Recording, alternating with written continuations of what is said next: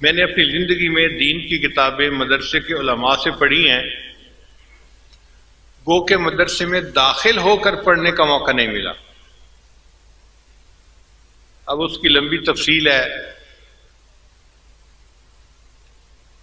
बचपन में मुझे भाई ने मदरसे में हिफ्ज के लिए दाखिल करवाया, तो मैंने पहले 6 पारे मदरसे में 2 महीने के अंदर हिफ्ज कर लिए। ज़हीन था, शौक भी था, कारी साहब मेरे ऊपर बड़े मेहरबान थे, तो गर्मी की 2 महीने की छुट्टियों में मैंने 6 पारे याद कर लिए। जब छुट्टियां खत्म हुई तो भाई ने कहा कि स्कूल चलो। मैंने जिद की कि नहीं, मैं तो मदरसे में पढ़ूंगा। उसने कहा नहीं, स्कूल पढ़ना छोड़ना नहीं है।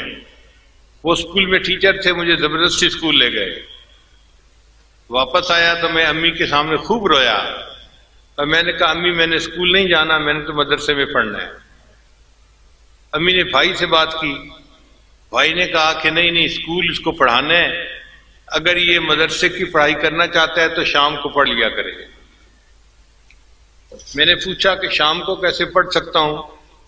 उनका कि उस्ताद का बंदोबस्त मैं कर दूंगा और तुम शाम को पढ़ लिया करना।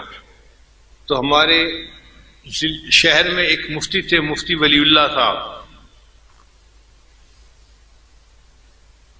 शहर के मुफ्ती आजम भी थे, बड़े आलिम थे, उनके दोस्त थे। उन्होंने उनको कहा कि मेरे भाई ने किताबें पढ़नी है, आप शाम को पढ़ा दिया करें। तो मुफ्ती साहब ने कहा ठीक है, मेरे पास आ जाया करे, मैं 2-3 घंटे दे के पढ़ा दिया करूंगा। तो उन्होंने मुझे फारसी पंदनामा से किताबें पढ़ानी शुरू कर दी। फिर माला बुद्धा मैंने उन्होंने किताब पढ़ाई, फिर गुलिस्तां बोस्तां पढ़ाई, फिर उन्होंने सर्फ और नहव की किताबें पढ़ानी शुरू की। शरह मियात आमिल तक मैंने सारी किताबें उन मुफ्ती साहब से पढ़ी। इतने में मेरा दाखिला अब आगे हो गया। जब मैं यूनिवर्सिटी में पहुंचा, यूनिवर्सिटी लाहौर में, तो दिल बड़ा परेशान था कि मेरी किताबों का सिलसिला क्या बनेगा। तो दाखिला मिलने के बाद हमने यूनिवर्सिटी के गिर्द थोड़ा राउंड लगाया कि करीब में कोई मदरसा है। तो एक मदरसा ज़ियाउल उलूम के नाम से बेगमपुरा मोहल्ले में था। ये बेगमपुरा मोहल्ला बिल्कुल यूनिवर्सिटी की दीवार के साथ है। उसके जो मोहतरम थे वो चित्राल के आलिम थे। मैं उनके पास गया और मैंने उन्हें कहा जी कि मैं यूनिवर्सिटी का तालिब इल्म हूं, लेकिन मेरे दिल में इल्म हासिल करने का शौक भी है। आप अपने असातिज़ा से बता दें कि मैं शाम को आ जाया करूंगा और ये हजरात मुझे किताबें पढ़ा दिया करें। वो बड़े खुश हो गए कि यूनिवर्सिटी में इंजीनियर बनने वाला तालिब इल्म पढ़ने के लिए मदरसे में आएगा। उन्होंने बड़ी शफकत की। चुनाचे उनके मुफ्ती हजरात और दूसरे उस्ताद हजरात ने मुझे किताबें सबकन पढ़ानी शुरू कर दी। ये किताबें मैंने उनसे पढ़ी और पढ़ता रहा। इसी दौरान मेरे शेख थे सैयद जवार हुसैन शाह रहमतुल्लाह अलैह, कराची में थे। उनसे मैंने पूछा कि अगर मुझे कोई मसला पूछना हो तो किन से पूछना पड़ेगा। उन्होंने मुझे फरमाया कि जामिया अशरफिया में एक मुफ्ती साहब हैं, उनका नाम है मुफ्ती जमील अहमद थानवी रहमतुल्लाह अलैह, आप उनके पास चले जाया करें। मैं एक दिन साइकिल चला के यूनिवर्सिटी से जामिया अशरफिया आया। उस वक्त बिल्कुल पतला दुबला लड़का सा लगता था। तो मैं मुफ्ती साहब के पास गया। मुफ्ती साहब जरा मसरूफ थे, मुझे देख के कहने लगे कैसे आए हो? मैंने कहा जी मुझे मेरे शेख ने हुक्म दिया है, तो मैं अपने मसाइल पूछने के लिए आपसे आया हूं। जो पूछना है काम की बात पूछो, मेरे वक्त जाया मत करो। तो मैं थोड़ा हैरान तो हुआ कि इसका मतलब है मुफ्ती साहब बहुत सख्त आदमी है, तबीयत के आदमी है, बड़ा नज़्म ज़ब्त है, तो यहां पर टाइम ज्यादा नहीं मिलना। फिर मैंने उनसे बैठ के बात की। मैंने कहा मुफ्ती साहब मैं सुन्नत का शहदाई हूं, ये अल्फाज थे, मैं सुन्नत का शहदाई हूं और मैं चाहता हूं कि मैं हर काम सुन्नत के मुताबिक करूं, मगर मुझे पता नहीं है कि कैसे करना है। मैं आपके पास आया हूं, आप मुझे बताते जाएं, मैं ऐसे अमल करता जाऊंगा। इस बात को सुन के मुफ्ती साहब बहुत खुश हो गए चुनाचे मैंने उनसे खाने की सुन्नतें पूछी, पीने की सुन्नतें पूछी, लिबास की सुन्नतें पूछी, सोने जागने की सुन्नतें पूछी। हैरानी की बात है कि हमें इस बातचीत करने में 2.5 घंटे लग गए। 2.5 घंटे के बाद मुफ्ती साहब ने टाइम देखा और फरमाने लगे, भाई बहुत ज्यादा वक्त हो गया, मगर आपने बात ही ऐसी छेड़ी कि मैं बात करता रहा। अच्छा, आपको मेरे पास आने की इजाजत है, जिस वक्त आप चाहें आप आ जाया करें और दारुल इफ्ता में बैठ जाया करें, मैं आपको देख लिया करूंगा तो मैं अपने काम से फारिग होकर आपको बुला लिया करूंगा। चुनाचे उसके बाद मैं मुफ्ती साहब के पास जाता था और नमाज के बारे में, वुजू के बारे में, तहारत के बारे में जो मसाइल होते थे मैं हजरत मुफ्ती साहब से पूछता था। हजरत मुफ्ती साहब ने मेरे अंदर उलमाए देवबंद की मोहब्बत भरी और मुझे देवबंद उलमा का शहदा बना दिया। उनकी इत्तबाए सुन्नत, उनके तकवा को देख के मुझे महसूस हुआ कि वाकई ये वो उलमा हैं जो उलमाए रब्बानीयीन है और इनसे दीन सीख कर उसके मुताबिक जिंदगी गुजारनी चाहिए। फिर उसके बाद बुखारी शरीफ पढ़ने का जब टाइम आया तो एक थे मौलाना मोहम्मद जाफिर साहब, वो बुखारी शरीफ के हाफिज भी थे, कुरान के हाफिज भी थे। उनसे मैंने बुखारी शरीफ को पढ़ा। दरमियान में 1-2 मरतबा मुझे ख्याल भी आया कि वफाकुल मदारिस का इम्तहान मुझे देना चाहिए। मैंने अपने एक उस्ताद से पूछा, उस्ताद जी क्या मैं इम्तहान न दे दूं? तो उस जमाने में वफाक का इदारा नया नया बना था और इम्तहान देने का इतना रिवाज नहीं था। वो जो उस्ताद थे उन्होंने खुद भी वफाक से इम्तहान पास नहीं किया हुआ था। तो वो कहने लगे कि तुम्हें कागज की डिग्री चाहिए या इल्म चाहिए? मैंने कहा जी इल्म चाहिए। कहने लगा ठीक है, इल्म पढ़ रहे हो तो हमने कौन सा अपने उस्तादों से डिग्रियां ली हैं, हम भी उस्तादों से पढ़ के आलिम बनी है, तुम भी पढ़ जाओ। तो इस तरह मैं इम्तिहान न दे सका, वरना मुझे इतना यकीन था कि मैं यूनिवर्सिटी में फर्स्ट आने वाला तालिब इल्म था। अगर मैं इम्तिहान देता तो पास जरूर हो जाता और वफाक का मुस्तनद आलिम भी कहलाता, मगर अल्लाह को जो मंजूर वही होके रहते हैं। ताहम 2 इदारे ऐसे हैं कि जिन्होंने मुझे आलिम की एजाजी डिग्री भी जारी की है। इसको मैं अपने लिए सनद समझता हूं और अल्लाह का एहसान मानता हूं। एक जहानिया मंडी में दारुल है, जामे रहमानिया उसका नाम है, वहां के मोहतमिम हर साल मुझे बुखारी शरीफ के इफ्तिताह के लिए या इख्तितामी हदीस पढ़ाने के लिए बुलाया करते थे। एक दिन वो मुझे कहने लगे कि हजरत आज आपने जल्दी नहीं जाना बल्कि रुकना है। मैंने पूछा क्यों? कहने लगे इसलिए कि हमने तलबा की दस्तार बंदी करवानी है और आपकी भी दस्तार बंदी होनी है। मैंने मोहतमिम साहब से पूछा हजरत मेरी दस्तार बंदी किस खुशी में होनी है?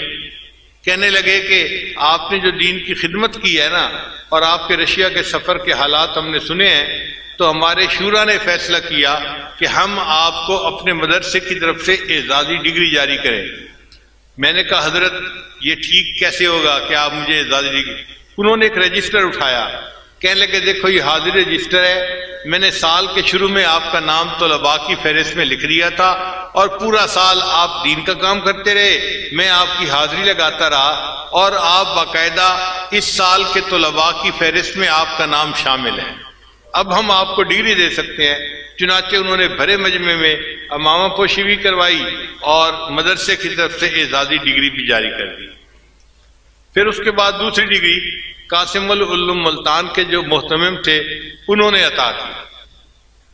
उन्होंने भी यही अल्फाज कहे कि आपकी दीनी खिदमात को हमने देखा है और अल्लाह ने बहुत लोगों की जिंदगियों को बदला है, अब हम चाहते हैं कि मदरसे की तरफ से आपको एजाजी डिग्री दें।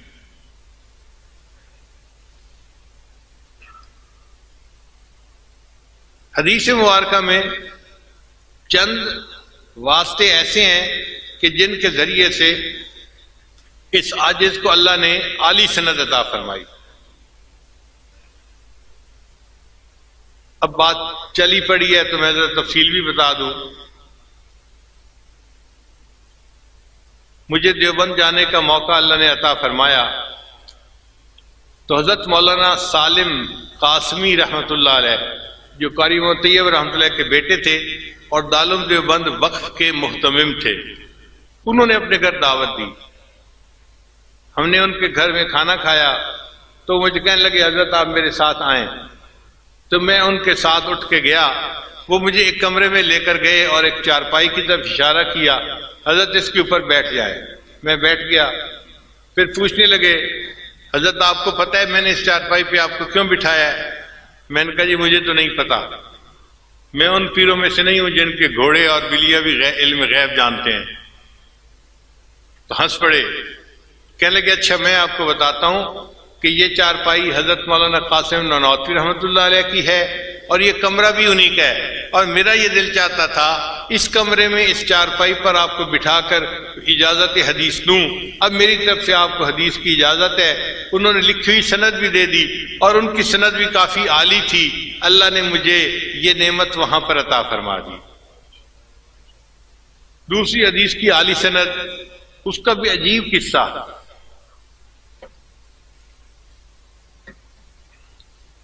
हरम में हज करने के बाद कुछ दिनों के लिए हम ठहरे हुए थे।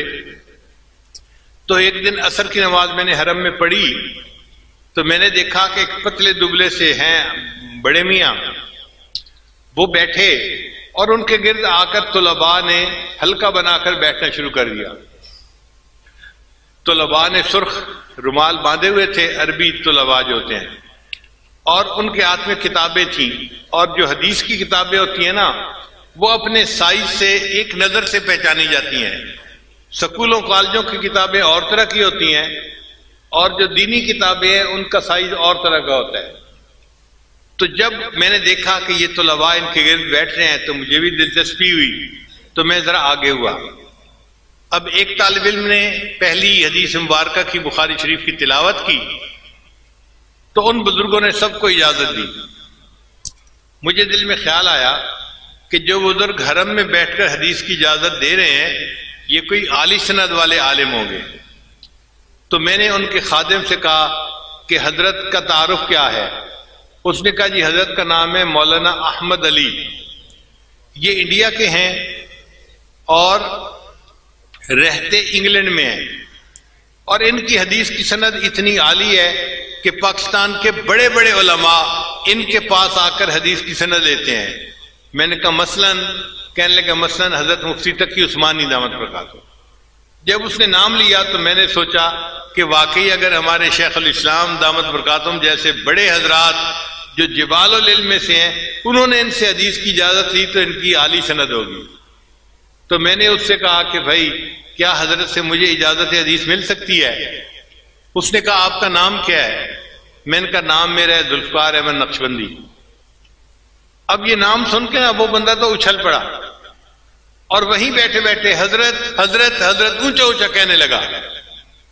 हजरत ने फरमाया भाई क्या हुआ? हजरत आपने मेरे जिम्मे लगाया हुआ था कि अगर ये बंदा मिल जाए कहीं तो मुझे बताना, मैंने इनसे मुलाकात करनी है। वो साहब ही आए बैठे हैं। अब हजरत ने नाम सुना तो वो खड़े हो गए तो मैं भी खड़ा हो गया। हजरत से दोबारा मुआनका किया, मुलाकात की। तो मैंने अर्ज किया कि हजरत मैं इसलिए आपके पास हाजिर हुआ हूं कि आप मुझे हदीस की इजाजत दे दें। वो फरमाने लगे कि मैं जब घर से चला था हज के इरादे से तो मैंने उस वक्त ये इरादा किया था अगर इस सफर में कहीं मेरी आपसे मुलाकात हो जाएगी तो मैं आपके साथ मिलकर तौबा के कलिमात पढ़ूंगा, क्योंकि मैंने नीयत पहले की हुई थी। आपने तो आज की है हदीस की इजाजत की, पहले आप मुझे तौबा के कलिमात पढ़ाएं फिर मैं आपको हदीस की इजाजत देता हूं। अल्लाह की शान देखिए जी, उनके हुक्म पर मैंने हरम में बैठ के वहीं उनको तौबा के कलिमात पढ़ाए और फिर उन्होंने हदीस की इजाजत दी। और उनकी हदीस की इजाजत जो है वो हजरत मौलाना फजल रहमान गंज मुराद आबादी रहमतुल्लाह के वास्ते से वाकई बाकी सबसे आली बन जाती है। एक तीसरी सनद जो हदीस की मुझे मिली वो भी अजीब। हम लोग तुर्की गए तो हमें किसी ने बताया कि यहां पर एक बड़े बुजुर्ग गुजरे हैं अल्लामा जाहिदुल कौसरी रहमतुल्लाह अलैह, जिनको इमाम आज़म अबू हनीफा रहमतुल्लाह अलैह का के दिफा करने का एजाज हासिल है। उन्होंने बड़ी आला किताबें लिखी, अरबों ने भी उसकी बड़ी तारीफ की। तो उनके एक आखिरी शागिर्द, उनका नाम है शेख अमीन, अमीन सिराज रहमतुल्लाह अलैह, वो अभी जिंदा हैं और उनको हुकूमत ने नादिर हस्तियों में शामिल करके उनके लिए खुद डॉक्टरों की टीम उनके साथ लगाई हुई है, उनकी सेहत का ख्याल रखें ताकि ये तारीखी हस्ती बीमार ना हो जाए। वो अभी जिंदा है, मगर वो 5 नमाजें अपने घर की मस्जिद में पढ़ते हैं। सिर्फ जुमा की नमाज के लिए वो आते हैं और जुमा की नमाज के लिए भी मस्जिद के साथ एक शीशे का कमरा बनाया गया है, वहां वो नमाज पढ़ते हैं। लोग उनसे नहीं मिल सकते, वो लोगों से नहीं मिल सकते, क्योंकि मिलने से वायरस फैलता है, बैक्टीरिया फैलता है, बीमारियां फैलती हैं। और ये शख्सियत चूंकि कौमी शख्सियत है, इसलिए उनकी सेहत का ख्याल रखना डॉक्टरों की जिम्मेदारी है। वो डॉक्टरों के साथ आते हैं, नमाज पढ़ के चले जाते हैं। खैर, हमने अल्लाह से बड़ी दुआ मांगी, 2 दिन नफल पढ़ते रहे सलातुल हाजत के कि या अल्लाह हमें तौफीक अता फरमा, हम उनकी जियारत भी करें और उनसे इजाजत हदीस भी ले लें।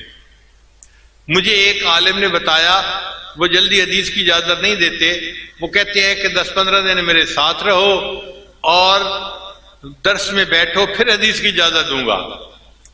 अब हम परेशान कि हमारा तो सफर था 1-2 दिन के बाद, तो हम 10-15 दिन तो नहीं रह सकते। अगर उन्होंने ये शर्त लगा दी तो मुश्किल हो जाएगी। बहरहाल दुआएं मांगते रहे अल्लाह की शान के वो जुमा के लिए मस्जिद में तशरीफ लाए।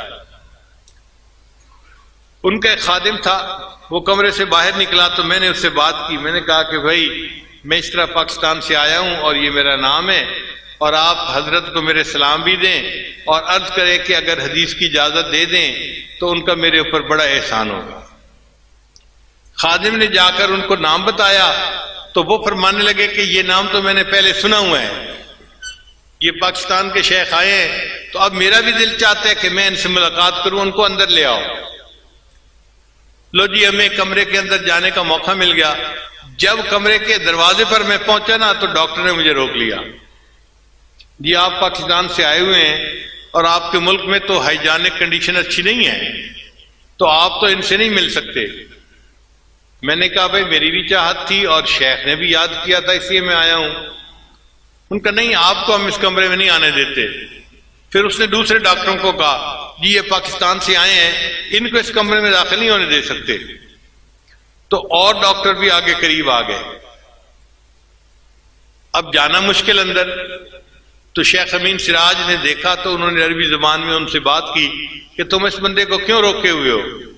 उनका जी आप कौमी वर्सा है और आपकी जान की हिफाजत हमारी जिम्मेदारी है, आप कोई आम आदमी नहीं है, और ये पाकिस्तान पसमानदा मुल्क से आए हैं और इनके जरिए से आपको बीमारी लग सकती है। तो शेख ने उन्हें फरमाया, भाई अगर इनके जरिए से मुझे बीमारी लग सकती है ना, तो मैं कल की बजाय आज मरने को तैयार हूं, मुझे इनसे मुलाकात करने दो। अल्हम्दुलिल्लाह कि फिर शेख सिराज आगे तशरीफ लाए दरवाजे पर, वहीं पर उन्होंने मानका फरमाया और हदीस की इजाजत दी, और उनकी हदीस की इजाजत की सनद भी बहुत आली है। ये 3 संदेह थी जो अल्हम्दुलिल्लाह बहुत आली थी और अल्लाह ने अपनी रहमत से अता फरमा दी। एक और सनद जो हमें इस दफा मिली, चंद दिन पहले हमें समरकंद बुखारा जाने का मौका मिला। पूरी दुनिया के मुख्तलिफ मुल्कों से मशाइख आए हुए थे। तो मुझे कमरे में एक साहब कहने लगे कि हजरत शाम के एक आलिम आए हैं, सैयद हैं, और उनकी हदीस की निस्बत बड़ी आली है, और बुखारा के उलमा उनके कमरे में जा रहे हैं उनसे हदीस की निस्बत लेने के लिए। तो मैंने कहा कि भाई अगर बुखारा के उलमा हदीस की निस्बत लेने के लिए जा रहे हैं तो मुझे भी ले जाओ उनके कमरे में।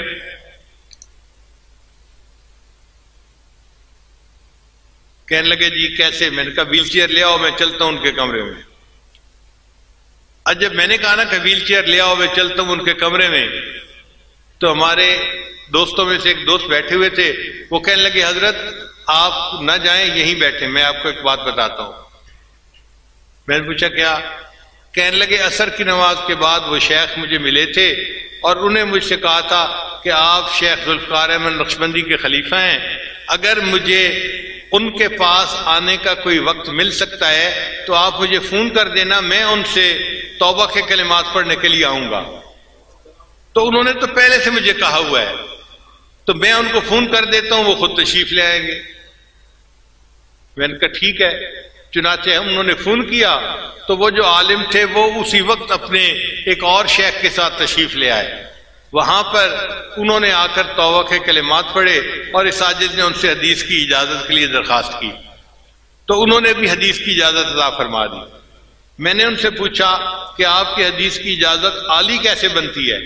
उसने कहा जी कि पूरे पाकिस्तान में हदीस की जो सनद चल रही है उसमें करीबन 20 के करीब वास्ते बनते हैं नबी अलैहिस्सलाम तक, और जो मेरी सनद है उसमें 15 वास्ते बनते हैं। इतने कम वास्तों के साथ उनका ताल्लुक था। तो हमने पूछा कि आपकी सनद कैसे है?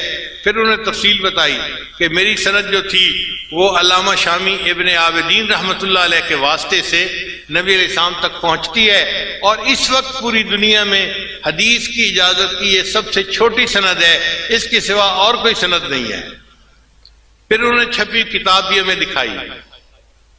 उन्होंने हदीस की सनद हासिल की थी अल्लामा अब्दुल लतीफ फरफूर से। ये फरफूर वो बुजुर्ग है कि जिन्होंने अल्लामा शामी रहमतुल्लाह की किताब के ऊपर हाशिया लिखा है और उसकी तफसील लिखी है। अजीब उन्होंने काम किया है। वो कहने लगे कि मेरे शेख को किसी मुल्क में वफात हुई तो सर्द खाने के अंदर रख दिया गया। फिर 1 हफ्ते के बाद उनकी लाश शाम में लाई गई, हमने उनको गुस्ल दिया, और जब उनका जनाजा तैयार करके रखा तो वफात के 1 हफ्ते के बाद भी उनकी गर्दन की रग हमें फड़कती हुई नजर आ रही थी। ऐसे बुजुर्ग थे। तो अल्लामा इब्ने आबिदीन रहमतुल्लाह अलैह की जो ये सनद थी ये वाकई एक आली सनद। हमने बाद में फिर उसकी तहकीक भी की और बाकी सनदों के साथ उसको मिलाया भी सही। तो अल्लाह ताला की ये रहमत है कि ये एक बहुत आली सनद अल्लामा शामी रहमतुल्लाह के वास्ते से इस आजिज को हासिल हुई। अब इन तमाम असातिज़ा से इस आजिज ने हदीस की इजाज़त ली, आपके सामने उसकी वजाहत कर दी। अल्लाह ताला हमें दीन की खिदमत के लिए कबूल फरमाए। जितने उलमा हैं, तुलबा हैं, आलिमात हैं, ये तालिबात हैं, उन सबको इस आजिज की तरफ से हदीस पाक पढ़ने की इजाज़त है। जी शेख जफर साहब फरमा रहे हैं कि 6 पारे तो मदरसे में किए थे, तो हिफ्ज के बाकी पारे रहते थे। वो फिर यूनिवर्सिटी के दौरान मैंने अल्हम्दुलिल्लाह हिफ्ज के काम को मुकम्मल कर लिया। तो अल्लाह ताला ने हिफ्ज के और इल्म के काम को यूं मुकम्मल करने की तौफीक अता फरमा दी। हाफिज़ साहब फरमा रहे हैं कि इस वक्त तौबा के कलिमात हम सब पढ़ेंगे ताकि अल्लाह हमारी दुआएं कबूल कर ले। तो नियत कर लीजिए, हम पिछले तमाम गुनाहों से सच्ची पक्की तौबा कर रहे हैं और आइंदा नेकोकारी की जिंदगी गुजारने का दिल में इरादा कर रहे हैं। अल्हम्दुलिल्लाहि व कफ़ा व सलामुन अला इबादिहिल्लज़ीना इस्तफ़ा अम्मा बाद। ये कलिमात सच्चे दिल के साथ पीछे पीछे पढ़िए। बिस्मिल्लाहिर रहमानिर रहीम। ला इलाहा इल्लल्लाह मुहम्मदुर रसूलुल्लाह।